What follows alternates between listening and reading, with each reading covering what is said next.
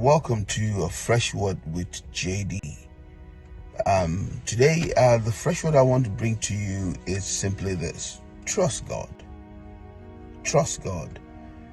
I'm privileged today to be in one of the cities where I first stepped on when I arrived in the United States in 1986. And I do remember that as I embarked on a new life in a new place on my own,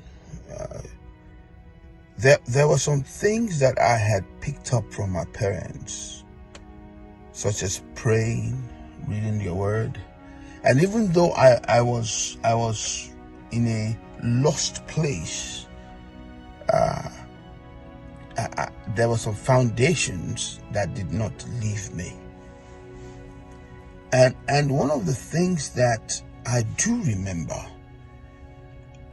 was having a time with God on, I believe it was Route 24, where I cried out to God, being that I had just lost my youngest brother.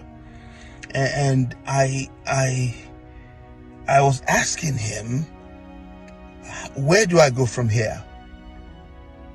Where do I go from here? Being that it looked like all things were not working. And in my misery, in my place of conflict, in my place of downcast, a voice said within me that everything will be all right. Trust me. Well, this is over 30 years later, and everything is all right. Just like what he said then. I do remember, he said, whatever I have promised, I will bring to pass. Trust me.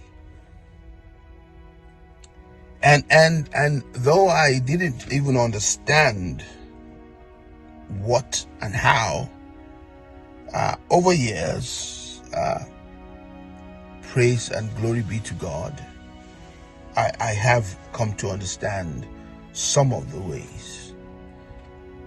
But I come to tell someone today, whoever you are, wherever you are, that it looked like this isn't working, that it looks like you are completely in a place of darkness. It seems like there's no progress. It seems like you just keep going round and round and round. I come to tell you today, trust God. Trust Him.